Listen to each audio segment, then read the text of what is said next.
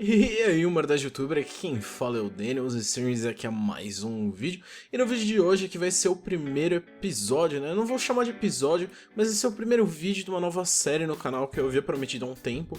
E o nome dela é Game of Thrones Explicado, onde eu vou explicar várias coisas, né, várias curiosidades do mundo aí, do grande mundo, né, de Fogo e Gelo. Então se vocês tiverem alguma dúvida que eu posso, que possa ser transformada em vídeo, porque se for alguma dúvida, tipo, pequena, só deixar nos comentários, mas também perguntem aí, fala, ô Denis, se você pudesse fazer um vídeo explicando tal coisa, ia ser ótimo. Mas enfim, no vídeo de hoje eu vou falar pra vocês sobre os lobos selvagens dos Starks, o significado de cada um dentro da série, semelhanças com seus donos e muito mais. Esses dias, né, eu nunca tinha parado pra realmente estudar os lobos, né, dos Starks.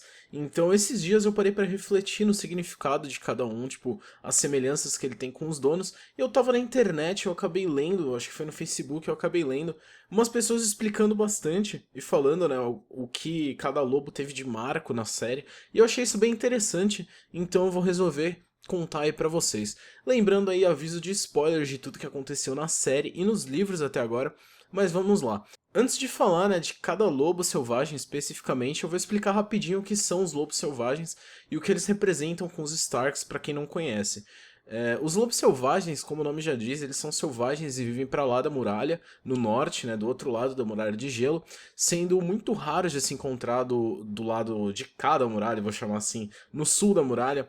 E como, por exemplo, no primeiro episódio da primeira temporada de Game of Thrones, o Ned Stark até fala, não tem lobos selvagens pro sul da muralha. Então, tipo, é uma coisa bem rara. E é um sinal também de que o inverno tá chegando, como os Starks dizem. E mais uma coisa é que os lobos selvagens também são um símbolo da casa Stark, foram por gerações e gerações. E eles têm uma conexão, né, com os Starks não só física, mas a um nível tipo espiritual, a um nível do sangue mesmo dos Starks. Porque uma coisa que em Game of Thrones é que o sangue real, assim, um sangue da nobreza tem muito poder, e o sangue Stark tem muito poder com os lobos selvagens. Como, por exemplo, é dito nos livros que todas as crianças Stark têm o que chamam de sonhos de lobo, e que é como eu vou chamar. Enquanto eles têm esses sonhos de lobo, eles sonham como se eles estivessem no corpo dos lobos, se alimentando, correndo. Como tem algumas cenas que acho que o Jojen fala pro Bran que ele não pode ficar muito tempo no corpo do Summer, que senão ele pode se esquecer que ele é humano e começar a agir como um lobo mesmo. E é perigoso, né? Mas todos os Starks são ditos que eles têm esses sonhos. Eu acredito que todos eles também são wargs. Nunca foi realmente dito assim, todos os Starks são wargs, mas isso leva a entender que todos eles são wargs. Todos eles têm a capacidade, né, o poder de entrar na mente do lobo deles. Mas isso foi mais explorado na série apenas com o Bran, por ele ser um Orc e um Green Seer, que o Green Seer é o que tem poder de ver o futuro, presente e passado. O Orc tem o poder de entrar na mente de animais e pessoas, né, como foi mostrado com o Bran e o Hodor. Além da conexão dos sonhos, né, os lobos também são, pelo menos na série, são um espelho da personalidade do mestre deles, que eu vou analisar de cada um agora. É triste, né, que infelizmente a série eles não puderam aproveitar tanto os lobos como é aproveitado nos livros, seja pelo custo de CGI ou outros motivos, mas é legal ver que cada lobo tem a conexão com o seu dono, né. Mas enfim, vamos começar aí com o primeiro lobo, né, infelizmente, que morreu na série, que foi o lobo selvagem da Sansa, a Lady. E a Lady, né, como o nome já diz, assim como a Sansa, era uma lady, né, educada, delicada, não era uma loba de caça ou ataque, mas e o significado dela? E esse eu acho que foi o primeiro grande significado da série, que eu sinto que com a morte dela culminou a muitas outras coisas, tipo um efeito borboleta, como se fosse um marco, então eu vou chamar de marco. No caso da Lady, o marco, né, da morte da Lady foi o fim da paz de Westeros, porque logo após a morte dela, os Starks já estavam indo, né, para King's Landing e o resto todo mundo já sabe o que aconteceu. Em seguida a gente tem a Nymeria, que foi a loba que fugiu para que a Lady morra, né, tecnicamente. A Lady morreu porque a Nymeria fugiu. A Nymeria foi a loba que mordeu o Joffrey e é a loba da Arya, que recebeu esse nome em homenagem a Nymeria, a rainha dos Rhoynares. E assim como a Arya, né, a Nymeria tem uma alma guerreira, faz o que quer, e como vocês viram, ela mordeu o Joffrey em defesa, né, do seu dono, da sua dona. Me desculpem aí. Ao contrário de que muitos pensam, a Nymeria ela ainda tá viva na série e nos livros, só que ela não foi mostrada na série. Mas nos livros, pelo menos, diz que ela tem uma super matilha nas terras fluviais, ou Riverland, e eu imagino que essa super matilha deve ter em torno de 20 lobos, porque uma matilha geralmente tem 8 por aí, e uma matilha grande tem uns 12, 13 quando tem muita comida. Agora imagina, né? A loba da Arya, Nymeria. Deve ter mais de 20 lobos na matilha. E até nos livros é dito que eles estavam começando todos os lobos estavam começando a comer pessoas pelas Riverlands, né? Então, vamos ver, né? Eu acredito que na sétima temporada a Arya vai se reencontrar aí com a Nymeria, pois elas estão praticamente na mesma área. Tanto que eu especulei que isso ia acontecer no último episódio. Mas qual foi o marco da Nymeria, né? Com a fuga dela, meio que representa a resistência, com ela ainda viva, representa o desejo de lutar dos Starks. E assim como a Arya, a Nymeria teve que se reencontrar pelas terras, né? E foi vagando até voltar ao poder agora, né? Com 20 lobos na sua matilha. O próximo lobo foi o segundo lobo a morrer, e foi o Vento Cinzento, ou Grey Wind em inglês, que é o lobo do Robb Stark, e o segundo lobo na série a morrer, que morreu no Casamento Vermelho, né? E assim como o Robb, o Lobo Cinzento era um lobo valente de luta, corajoso e guerreiro, como tem até a cena que ele arranca os dedos de um Lorde, pra botar respeito nele mesmo, né? E o lobo sempre ficava ao lado do Robb pra poder intimidar os inimigos, né? Porque um lobo selvagem é muito maior que um lobo normal. O Vento Cinzento, ele impunha respeito, como eu falei, e assim espelhando a personalidade do Robb. Mas qual foi o marco do Vento Cinzento? Ele representa a revolta do norte, quando junto com o Casamento Vermelho, né, que foi o marco, o lobo representa, na minha opinião, a resistência, né, no norte, a revolta, todo o tumulto que aconteceu, e o norte se lembra, né? Também foi um marco para o fim da Guerra dos Cinco Reis, quando quando aconteceu o Casamento Vermelho e o lobo morreu, foi quando deu-se fim à Guerra dos Cinco Reis.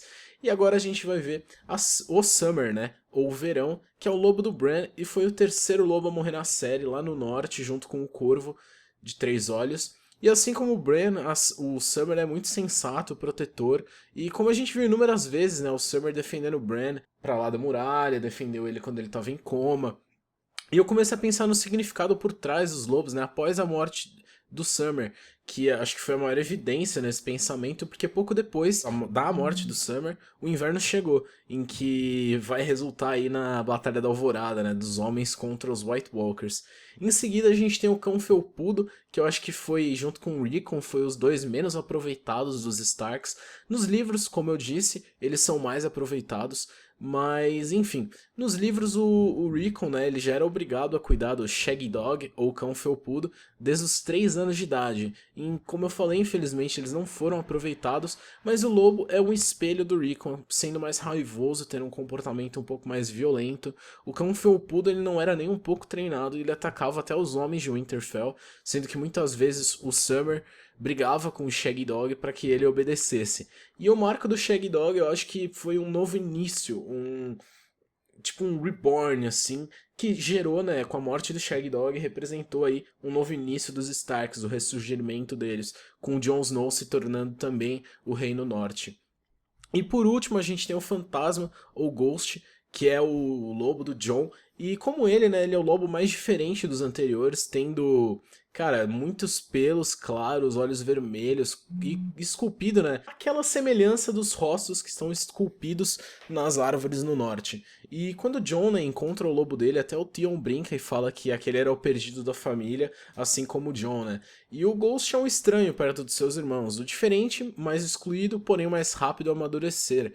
E uma curiosidade é que o Ghost foi o primeiro lobo a abrir os olhos, e o Jon, na cena da Torre da Alegria, quando o Ned pega ele no colo, o Jon já tá com os olhos abertos, então eu acho que isso é uma coincidência poética muito legal. Mas qual o marco do Ghost, né? Eu acredito que seria a esperança, a continuidade, tipo a luz no fim do túnel. É o último a morrer. Por isso que eu acredito que se os outros lobos vierem a falecer, o Ghost vai ser o último, porque ele representa a esperança, né, na minha opinião. E esses são os maiores significados por trás dos lobos dos Starks, mas eu não vou parar por aqui, né? Porque a última metáfora, curiosidade que eu queria falar pra vocês é sobre a cena em que os lobos são encontrados. E essa foi a primeira cena que foi escrita do George na série inteira, então tem muito significado por trás dela, mas é óbvio que cada lobo foi destinado a cada Stark, mas e a cena em si? A gente vê, né, a cena, o lobo morto por um cervo, deixando seus filhotes órfãos, podendo fazer uma relação do lobo sendo o Ned, que tecnicamente foi morto pelo o Robert Baratheon, da casa Baratheon, que tem o sigilo como um servo, assim deixando seus filhos órfãos. Mas a gente não para por aqui, também tem o Theon, que foi o primeiro a pegar a faca para matar os pequenos lobos, desobedecendo o Robb, o que mais pra frente acontece, né, quando o Theon trai o Robb e finge ter matado as crianças Stark, só que realmente não chegando a matar, porém tendo a intenção. E a mãe lobo morreu, né, porque ela estava muito no sul, assim como o Ned morreu porque ele saiu muito do norte e foi para o sul, em King's Landing. E eu sempre falo e vou repetir que eu gosto muito dessas cenas que te dão uma pequena piscadinha, né, do que tá por vir. Talvez o George não tenha escrito essa cena pensando em tudo que iria acontecer, mas se bem analisado é interessante pegar essas referências que aconteceram no futuro, né? Mas é isso aí, galera, eu espero que vocês tenham gostado desse vídeo falando um pouco aí a mais sobre os lobos dos Starks, e eu espero que eu tenha explicado tudo certinho. Se eu errei em alguma coisa, sinta-se livre para corrigir nos comentários, porque é sempre bom a gente corrigir os nossos erros, mas com educação, por favor. E caso você não conheça o canal aí, seja bem-vindo para se inscrever, também compartilhem aí com seus amigos para ajudar o canal a crescer, pois vocês sabem que é complicado, né? Escrever roteiro, gravar, editar o vídeo, mas o resultado tá sendo fenomenal e eu fico muito feliz com a força de vocês. Então é isso aí, galera. Valeu, falou, vou ficando por aqui, até a próxima e fui!